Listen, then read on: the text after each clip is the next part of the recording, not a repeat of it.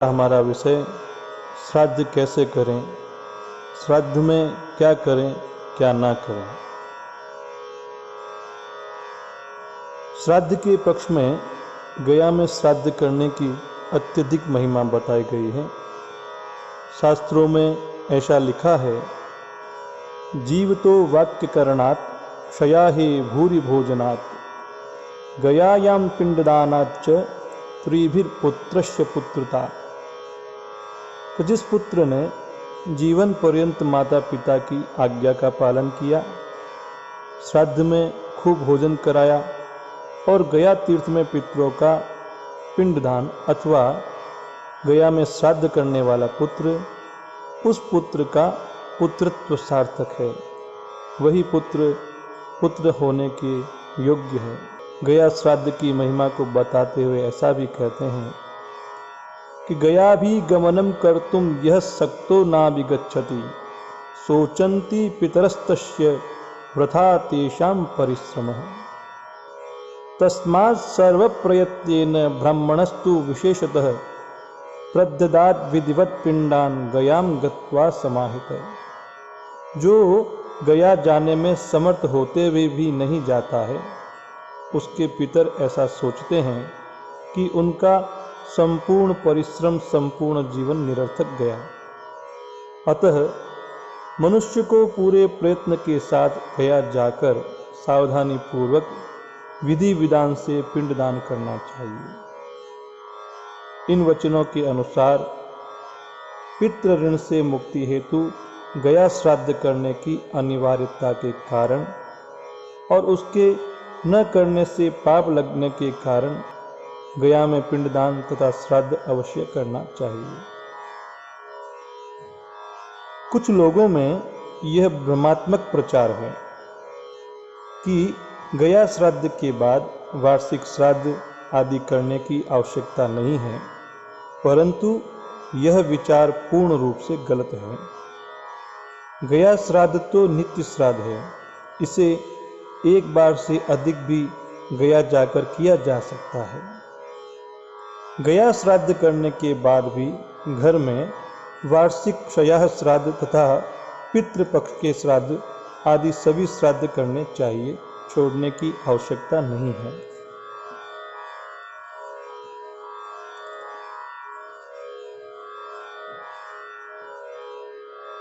प्राचीन काल में जहाँ पर ब्रह्मा जी का सिरह कपाल गिरा था, वहाँ बदरी क्षेत्र में पिंडदान करने का विशेष महत्व है।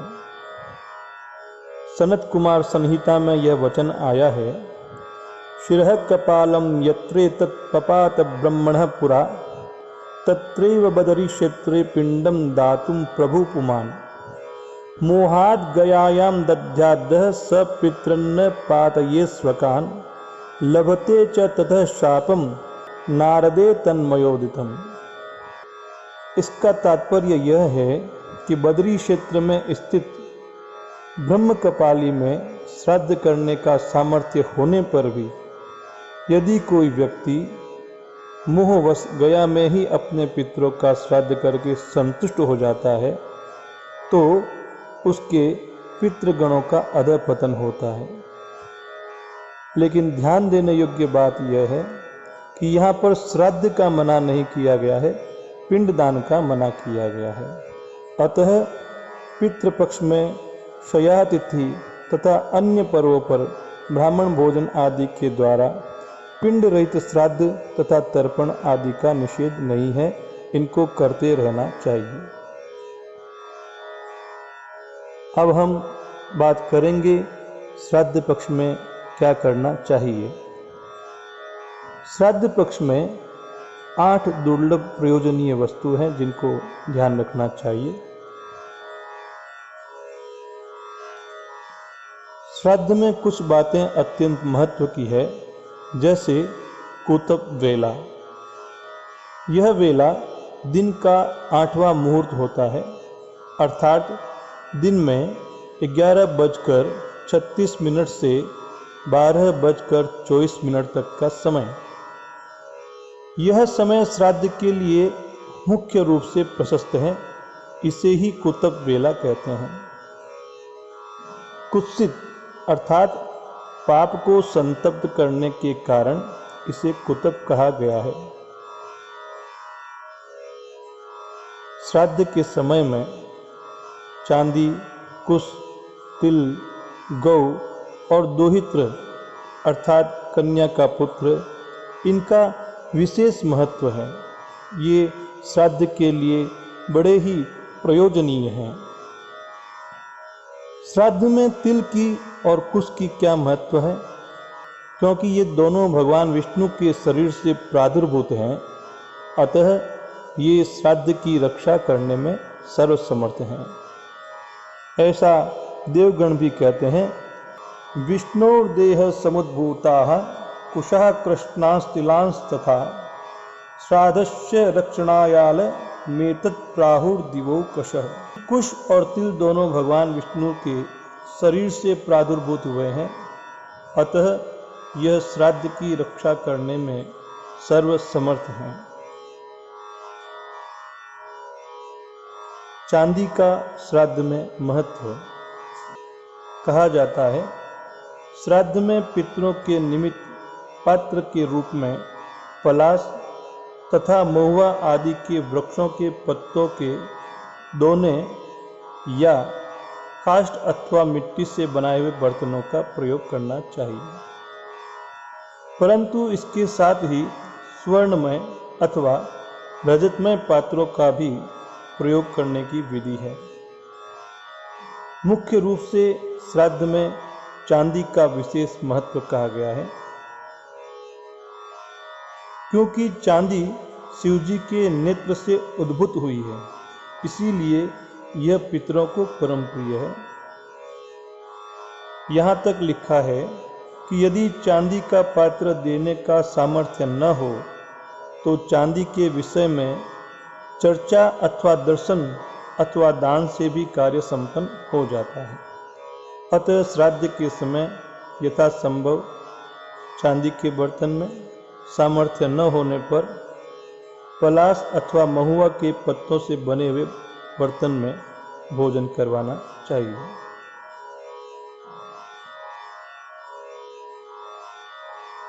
श्राद्ध के समय अत्यंत पवित्र प्रयोजनीय दोहित्र अर्थात कन्या का पुत्र कुतप, जिसका पहले वर्णन किया जा चुका है, दिन का 8वां मुहूर्त जो 11:36 से 12:24 तक का होता है, और तिल, ये 3 तथा चांदी का दान और भगवत स्मरण, ये सब श्राद्ध में अत्यंत पवित्र माने जाते हैं।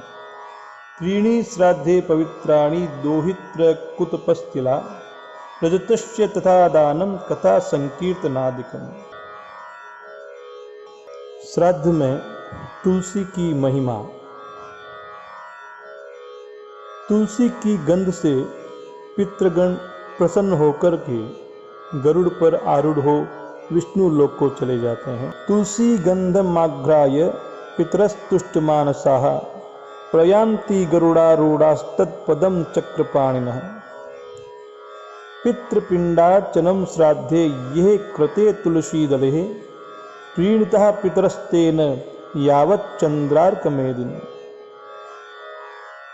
तुलसी के द्वारा पिंडार्चन किए जाने पर पितर लोग प्रलय पर्यंत तृप्त रहते हैं। श्राद्ध में 3 गुणों की आवश्यकता बताई गई है, जो प्रत्येक श्राद्धकर्ता को ध्यान रखना चाहिए। श्राद्ध का भोजन बनाते समय पवित्रता होनी चाहिए, और जिस दिन श्राद्ध हो उस दिन श्राद्धकर्ता को किसी भी प्रकार का क्रोध नहीं करना चाहिए, और अचापल्य मतलब किसी प्रकार की जल्दबाजी न करना, सभी काम को शांतिपूर्वक और प्रेम से और पवित्रता से करना चाहिए।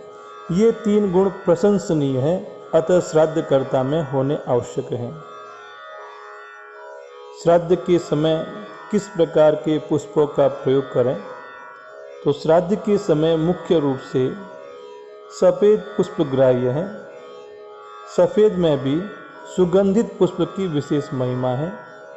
आप इसमें मालती, जूही, चंपा इस प्रकार के सभी सुगंधित पुष्पों को ले सकते हैं। स्मृति सार के अनुसार अगस्त्य पुष्प, भृंगराज, तुलसी, सतपत्रिका, चंपा, तिल पुष्प ये 6 पितरों को बहुत प्रिय लगते हैं। श्राद्ध कहाँ करना चाहिए? श्राद्ध देश के निमित्त बताया गया है। गया, पुष्कर, प्रयाग, कुशावर्त अर्थात हरिद्वार आदि तीर्थों में श्राद्ध की विशेष महिमा है। सामान्यतः घर में, गौशाला में, देवालय, गंगा, यमुना, नर्मदा आदि पवित्र नदियों के तट पर श्राद्ध करने का अत्यधिक महत्व है। श्राद्ध स्थान को गोबर और मिट्टी से लेपन कर शुद्ध कर लेना चाहिए। दक्षिण दिशा की ओर ढाल वाली श्राद्ध भूमि प्रशस्त मानी गई है। बहुत से लोगों के मन में इस प्रकार की भी शंका रहती है कि श्राद्ध में किस प्रकार का अन्न और फल काम में लिए जाने चाहिए। तो ब्रह्मा जी ने जब सृष्टि की रचना की तो सर्वप्रथम पशुओं में गौ की रचना की थी।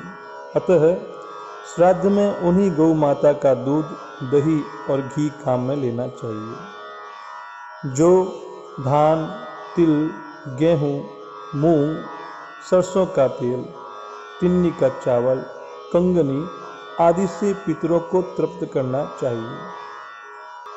आम, अमड़ा, बैल, अनार, बिजोरा, पुराना आंवला, खीर, नारियल, फालसा, नारंगी, खजूर, अंगूर, नीलकेत, परवल, चिरौंजी, बेर, जंगली बेर, इंद्रजो और बथुआ इनको श्राद्ध में यत्नपूर्वक प्रयोग में लाना चाहिए। श्राद्ध में कैसे ब्राह्मण को भोजन कराएं?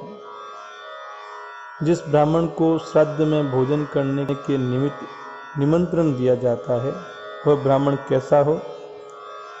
इस विषय में ऐसा कहा गया है, गायत्री जाप्य निरतम हव्य कव्येषु योजयेत्। ऐसा ब्राह्मण जो शील, शौच और प्रज्ञा से युक्त हो, सदाचारी हो, संध्या वंदन करता हो, गायत्री मंत्र का जप करने वाला हो, श्रोत्रिय हो, ऐसे ही ब्राह्मण को श्राद्ध में निमंत्रण देना चाहिए। तप, धर्म, दया, दान, सत्य, ज्ञान, वेद ज्ञान, कारुण्य, विद्या, विनय और अचौर्य इन गुणों से युक्त ब्राह्मण को ही श्राद्ध का भोजन कराना चाहिए, क्योंकि ऐसा ब्राह्मण ही श्राद्ध के भोजन का अधिकारी है। श्राद्ध में भोजन करते समय ब्राह्मण को किस प्रकार का आसन देवें? रेशमी या कंबल का, ऊन का, काष्ठ का अथवा कुशा का आसन श्रेष्ठ रहता है। श्राद्ध में भोजन के नियम। श्राद्ध कार्य करते समय भोजन के समय मौन रहना चाहिए। मांगने या प्रतिषेध करने का संकेत हाथ से ही करना चाहिए। भोजन करते समय ब्राह्मण से अन्न कैसा है यह नहीं पूछना चाहिए तथा भोजनकर्ता को भी श्राद्ध अन्न की प्रशंसा या निंदा नहीं करनी चाहिए। जिनके घर में श्वान पाल रखा है या कुत्ता पाल रखा है उन्हें थोड़ी सावधानी रखने की आवश्यकता है, क्योंकि कुत्ते के द्वारा देखे गए अन्न को पितृगण ग्रहण नहीं करते हैं। अतः उस दिन उसे सावधानी पूर्वक कहीं अलग बैठा के रखना चाहिए। श्राद्ध में पात्र सोने, चांदी, कांसे और तांबे के पात्र पूर्व उत्तमोत्तम हैं। इनके अभाव में पलाश आदि अन्य वृक्ष पत्तल से काम लेना चाहिए। लेकिन केले के पत्ते में श्राद्ध भोजन सर्वथा निषिद्ध है। साथ ही श्राद्ध में पितरों के भोजन के लिए मिट्टी के पात्र का भी निषेध है। श्राद्ध में पाद प्रक्षालन विधि। श्राद्ध के दिन निमंत्रित ब्राह्मण को बैठाकर पैर धोना चाहिए। खड़े होकर पैर धोने पर पितर निराश होकर के चले जाते हैं। ब्राह्मणों के पाद प्रक्षालन के समय पत्नी को दाहिनी ओर खड़ा करना चाहिए। उसे बाएं रहकर जल नहीं गिराना चाहिए, अन्यथा वह श्राद्ध आसुरी हो जाता है और पितरों को प्राप्त नहीं होता। अगले भाग में मिलते हैं। जय श्री राम।